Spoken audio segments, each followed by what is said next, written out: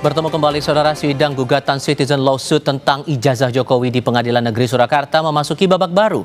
Sidang mulai menghadirkan satu persatu rekan kuliah Jokowi yang menjalani masa KKN di Boyolali hingga terungkapnya nama panggilan Jack untuk Jokowi semasa KKN. Ibu tahu Pak Jokowi masuk gorong-gorong masuk berita tahu? Saya boleh karena akan kemampuan akademik, karena yang dilihat karena akan membuka kepada mencari. Saya juga tidak mencari-cari. Selasa 3 Februari lalu, sidang gugatan citizen lawsuit atas ijazah Presiden ke-7 Jokowi kembali menghadirkan saksi dari pihak Jokowi. Mereka adalah Richard Wijaya dan Yohana Bergman Sudarwati yang merupakan rekan saat Jokowi mengikuti kuliah kerja nyata di Boyolali, dan M. Karno, anak dari kepala desa yang menjabat saat Jokowi KKN. Dalam kesaksiannya, dua teman KKN menyatakan jika Jokowi benar mengikuti KKN di Desa Ketoyan, Kecamatan Wonosegoro. Di tengah sesi tanya jawab dengan saksi, sidang diwarnai ketegangan antara kuasa hukum Jokowi dan kuasa hukum penggugat hingga harus dilerai majelis hakim. Ya, enggak, pertanyaan saya, Ibu masuk, Pak Jokowi masuk gorong-gorong tahu? Di mana? Berita itu. Berita Pak Jokowi masuk gorong-gorong sudah viral. Tidak ada relevansinya karena apa yang disampaikan ruang ini sebatas KKN yang mulia. Pertanyaannya aja Ya, menurut saya cara bertanya saya boleh karena akan Kemampuan akademik, karena yang dilihat karena akan membuka kepada mencari. Saya juga tidak mencari-cari. Sudah sampai Ini masih hak saya. Masih saya punya etika, saya juga punya hak. Ini masih hak saya. Cukup. Mohon yang mulia, mohon instruksi keberatan. cukup ya. Silakan keberatan. Nah, yang menuduhkan kepada saksi ini datang. Etikanya gimana? Saya tidak melanggar. Perdebatan ini terjadi karena kuasa hukum Jokowi YB Irfan merasa pertanyaan kuasa hukum penggugat Muhammad Taufik melenceng dari substansi. Sementara menurut Taufik, reaksi dari YB Irfan merupakan bentuk kepanikan. Dirinya sangat percaya diri jika pertanyaan yang diajukan memang membuat saksi tak berkutik. Terkait dengan protes keras karena pertanyaan yang disampaikan tidak substansial. Tidak substansial, semisal ada tidaknya listrik dan seterusnya, itu kan bukan substansi. Yang substansi dalam hal ini adalah bahwa benar Pak Jokowi sebagai salah satu anggota kelompok peserta KKN dari UGM. Dinamika saja, kalau saya lebih mencoba itu kepanikan karena kita bisa melanjangi saksi. Kan sepanjang saya tidak dilarang, tidak ditegur palu oleh hakim, itu hak kami. Meski tegang, ada fakta menarik yang terungkap dalam sidang tersebut. Jokowi mendapatkan panggilan sayang Jack dari 3 temannya saat KKN. Dan saat itu juga, Jokowi dipercaya sebagai koordinator. Panggilan Jack sengaja dipilih karena dirasa mudah dan keren. Ya, namanya adalah Joko Widodo ya. Nah, kalau panggil Jok kan sudah biasa gitu ya. Pengen lain daripada yang lain, itu biar keren gitu ya, Jack akhirnya. Kami berempat yang memanggil Joko Widodo adalah Jack. Benar-benar Jack. Bukan yang lain. Ya, selama KKN kita kan mungkin ada kedekatan ya. Jadi kita untuk Mas Eko itu Mas Ecot gitu. Oh, Jack. Nah, gitu kita dengan Pak Joko itu Jack. Gitu. Gimana kalau Pak dipanggil Jack itu responnya? Oh, positif. Suka berarti ya? Oh, suka. Sebelumnya, 2 rekan Jokowi di Fakultas Kehutanan UGM juga memberikan kesaksiannya di persidangan pada 27 Januari lalu. Usai bersidang, mereka mendatangi rumah Jokowi untuk bersilaturahmi. Ya, terima kasih. Widi Nugroho, Kompas TV, Solo, Jawa Tengah. Jika di Jakarta, kubu Roy CS mengandalkan hasil penelitian dan penelusuran mereka soal dugaan ijazah palsu Jokowi di Solo, teman-teman kuliah Jokowi yang bersaksi di pengadilan, mampukah kesaksian teman-teman Jokowi ini mematahkan pernyataan atau tudingan kubu Roy yang sangat yakin ijazah Jokowi palsu? Kami akan diskusikan ini bersama dengan para narasumber. Di studio Kompas TV sudah bergabung kuasa hukum Roy Suryo, Ahmad Kozinudin, sementara lewat sambungan dalam jaringan bergabung bersama kami Ketua Umum kami Jokowi, Rasman Nasution. Mas Kozinudin, Bang Rasman, selamat sore dengan Tifal di sini. Sore Mas Tifal. Ya, selamat sore Mas Tifal. Terima kasih. Assalamualaikum. Waalaikumsalam warahmatullahi wabarakatuh. Terima kasih sudah hadir semuanya. Ini kan sudah ada pernyataan Bang Kozin dari keterangan teman-temannya, teman-teman KKN-nya Jokowi menjelaskan bahwa ada pengalaman di situ KKN bersama dengan Pak Jokowi, sehingga dari pihaknya Jokowi ini bisa yakin dengan pernyataan itu mematahkan tudingan yang Anda bersama dengan teman-teman tudingkan kepada Pak Jokowi selama ini soal ijazah. Iya, saya kira kalau meminjam analogi masakan, sidang ini terlalu banyak micin ya, terlalu banyak penyedap rasa yang kalau terlalu banyak justru membuat orang mual begitu. Kenapa demikian? Karena soalan yang diperdebatkan publik kan soal keabsahan dokumen, bukan soal panggilan Jack atau Jokowi atau Mulyono, dan itu sebenarnya sesuatu yang repetisi kami alami pada saat kami mengadili perkara Bambang Trimulyono dan juga Gus Nur. Jadi sebenarnya kontradiksi dan juga anomali itu banyak terjadi di sidang Surakarta pada beberapa tahun yang lalu, dan hari ini juga terjadi lagi misalnya soal gitar listrik. Jadi relevan sekali sebenarnya menanyakan ikhwal sesuatu yang kontradiksi pada peristiwa yang dirasakan saat itu belum ada pada soalan tentang ada atau tidaknya KKN, dan bahkan sebenarnya tidak relevan juga ya menggunakan pendekatan panggilan Jack untuk memastikan apakah dia benar-benar anggota KKN atau bahkan dia benar-benar memiliki ijazah asli. Bahkan semestinya primary evidence-nya itu yang harusnya dihadirkan oleh kubu Joko Widodo di peradilan yang ada di Surakarta. Namun sayangnya meminjam otoritas polisi yang merasa bahwa ijazah tersebut masih dalam kewenangan penyidik disita lalu tidak bisa dihadirkan, dan itu sebenarnya kesalahan fatal kubu Jokowi di Surakarta karena tidak bisa menghadirkan primary evidence yang sebenarnya bisa ya disandingkan dan diperbandingkan dengan primary evidence yang dimiliki oleh kubu Pak Taufik. Sehingga kalau Anda merasa bahwa tudingannya sekarang ijazah Jokowi tapi menghadirkan teman-teman KKN-nya itu tidak relevan? Ya, tidak relevan dari sisi bahwa dokumen itu asli atau tidak. Bahwa mungkin saja itu dibangun narasi seolah-olah benar ada proses dan prosedur sudah dilakukan tahapannya KKN dan seterusnya. Iya, tetapi sekali lagi justru orang-orang yang hadir ini kan selalu berbeda. Ini bukan orang-orang yang dulu pernah reuni-reunian beberapa kali yang kita walaupun kemudian ada foto yang ditunjukkan, ini kan bukti bahwa ada pengalaman KKN di Boyolali. Dan foto terakhir kan disampaikan itu bukan foto langsung dan itu diambil dari Barreskrim, itu yang mengkonfirmasi bahwa ini adalah sidang yang dipersiapkan, bukan sidang yang alamiah begitu. Oke, Bang Rasman, kalau menurut Anda mana yang lebih sahih? Pernyataan dari teman-teman KKN Jokowi yang kemarin hadir di sidang atau penelusuran yang dilakukan pihak Roy CS langsung ke Desa Ketoyat?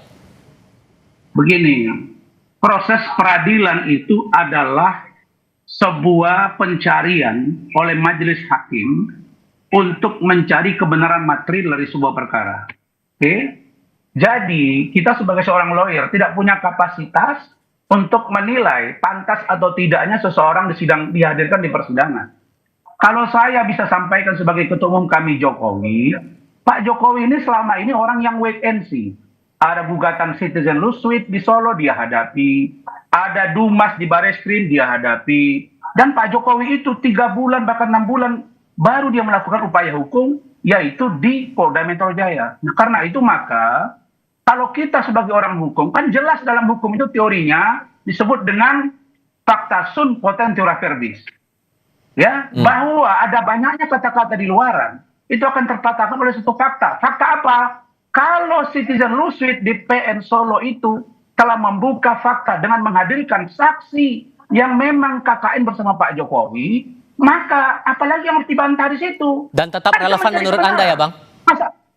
Oh, sangat relevan, sangat relevan. Karena itu maka justru saya melihat bahwa Roy Suryo dan kawan-kawan mulai kocar-kacir, ketakutan sehingga mau menguji KMK dan lain sebagainya. Kalau saya sudah sampaikan beberapa hari yang lalu, kalau memang kita ingin mencari kebenaran dari ijazah Pak Jokowi, monggo kita lanjut ke pengadilan, kita buktikan di sana bersama-sama palsu atau tidak ijazah Pak Jokowi. Bang Kozinudin bilang bahwa banyak micinnya dalam tanda kutip persidangan-persidangan selama ini, tepat nggak tuh Bang? Kalau Kozinudin dan teman-teman ini kan memang selalu membumbui kata-kata yang menurut saya sangat tidak pantas gitu ya. Apa urusannya micin dan tidak, ini bukan masakan. Yang kemarin mereka bilang KUHP Solo, KUHAP Solo. Ini ngawur semua. Kalau saya sebagai seorang lawyer, saya akan katakan, Anda yang mempersoalkan apa? Saya tanya kepada klien, keabsahan ijazah Pak Jokowi kan? Ya sudah. Sekarang Anda tersangka, kita ajak supaya kejaksaan yang memeriksa perkara ini untuk lanjut menjadi P21 dan ke persidangan. Mari kita tonton, karena seluruh Indonesia akan live kan TV, mungkin live juga melalui media sosial. untuk memastikan bisa Pak Jokowi. Jadi Pak Jokowi Oke. tidak ada masalah. Bang Rasman, Anda dipandang takut menurut Bang Rasman? Ya, itu kan tafsiran dari orang yang tidak mengikuti kasus baik yang di Solo maupun yang di Bareskrim, termasuk juga di Polda Metro Jaya. Saudara Rasman itu kan bukan pihak. Dia baru belakangan hadir sebagai kami Jokowi yang tidak jelas juga juntrungannya dalam perkara ini dia bertindak untuk dan atas nama kepentingan siapa. Karena terlalu banyak buzzer-buzzer Jokowi yang bertebaran untuk membela Jokowi. Tapi kembali ke soal yang sedang diperdebatkan dan memang hari ini berkas itu sudah dikembalikan. Itu membuktikan memang apa yang dilakukan oleh penyidik juga masih mentah karena P19. Kemarin dikembalikan dengan 3 petunjuk. Pendalaman terhadap saksi, pendalaman terhadap ahli, bahkan pendalaman terhadap barang bukti. Dan karena pendalaman barang bukti salah satunya adalah kami mengajukan adanya uji laboratorium forensik independen, maka sudah semestinya Polda masuk ke sana dan Joko Widodo tidak perlu khawatir kalau memang ijazahnya asli, ditunjukkan di Surakarta juga tidak bermasalah, diuji secara forensik independen juga tidak masalah. Namun narasi yang dibangun itu kan orang diajak pada cerita-cerita yang tidak ada kaitannya langsung. Sehingga kalau menurut Anda, kalau Anda terlibat dalam kasus yang disidangkan citizen lawsuit itu, Anda mau nanya apa kedua teman rekan KKN Jokowi ini? Anda lihat ijazahnya langsung tidak? Anda sudah lihat dokumen ijazahnya itu tidak? Anda sudah tahu nggak hasil uji laporan forensiknya tidak? Anda ini di sini dalam kapasitas sebagai teman Jokowi itu ada pertemuan sebelumnya tidak? Apakah benar Jack itu alamiah atau Anda persiapkan? Itu seolah-olah Anda akrab dengan Joko Widodo. Apakah Anda terinspirasi dari film Titanic sehingga panggil saudara Joko Widodo Jang Jack? Jadi selalu saja akan banyak ya pertanyaan-pertanyaan yang untuk mendelegitimasi. Karena begini, karena di sidang pidana itu kita mencari kebenaran material. Tidak ansih soal jawaban apa yang disampaikan, tetapi latar dan apakah ada relevansi jawaban itu dengan perkara yang disidangkan. Bang Rasman, dari pihaknya Bang Kozinudin masih meragukan itu, gimana tuh? Saya tertawa geli. Kenapa? Kalau Kozinudin banyak cerita bahwa mengatakan pertanyaan itu kurang cerdas, bisa jadi karena kurang tajam, harusnya ditanya A, B, C, ya. Anda koordinasi saja dengan Taufik. Kenapa Taufik tidak tanya itu kepada mereka? Kalau orang sudah ber-KKN bersama-sama, artinya ada proses akademik yang dijalani. Sehingga ya dipastikan bahwa ijazahnya asli. Bagaimana harus dia tanya, mana ijazahmu cocok apa enggak? Saya S1, S2, S3, S1 saya 2. Saya mana ada, saya ngomong sama teman saya, kita udah lulus ya, nih ijazahmu mana ijazah saya, enggak ada gitu-gitu. Yang ada itu adalah ketika diperlukan ijazah, ada yang mau PNS, ada yang menjadi hakim, ada yang jadi pengacara, itu yang prosesnya. Jadi kalau kita pengacara, nggak usah lah ngaur ngidul kemana-mana. Karena konteks berpikir seorang pengacara, dia harus cermat dengan apa yang sedang dilakukan. Maka saya katakan, kalau saya dikatakan masuk di tengah jalan, keliru besar. Karena saya sudah tahu dari awal, bahkan Bang Edi sudah cerita ke saya, ada banyak masalah di dalam, sehingga mereka ternyata dari 8 tinggal 2. Ada lagi proses hukumnya sedang berjalan. Salah satu penyebab dari kerusakan dan soliditas mereka di dalam adalah peran Kozinudin yang terlalu menganggap dirinya paling pintar dan cerdas. Padahal di mata saya, dia nothing, nggak ada apa-apanya.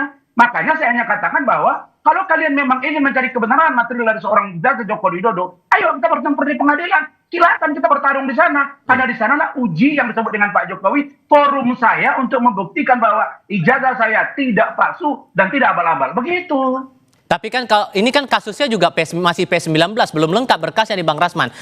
Begini, itulah yang saya katakan tadi. Kalau dia lawyer yang sudah berpengalaman, saya ini menangani klien sudah ratusan kali. Kalau bilang 1000 enggak, karena saya juga baru 8-9 tahun. Tapi saya juga pernah menjadi tersangka. P19 saya saja itu hampir 1 tahun.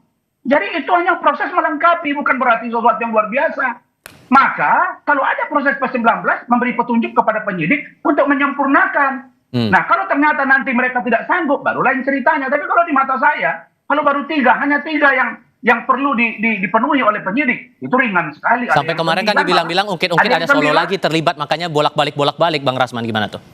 Oh tidak ada hubungan itu. Jadi jangan selantiasa menyudutkan Pak Jokowi. Pak Jokowi itu wait and see. Karena melihat dari gerakan Roy Suryo dan kawan-kawan, akhirnya Pak Jokowi menyatakan melalui ajudannya bahwa tidak lagi ada yang namanya restoratif justice. Ya, saya pikir apa yang disampaikan Rasman itu kan tidak bernilai ya, dusta belaka. Kenapa? Karena hadirnya Rasman itu bagian dari strategi pecah belah dan adu domba Jokowi yang akhirnya juga menghasilkan 2 orang yang kemudian berdamai dan itu dianggap sebagai prestasi dari Joko Widodo.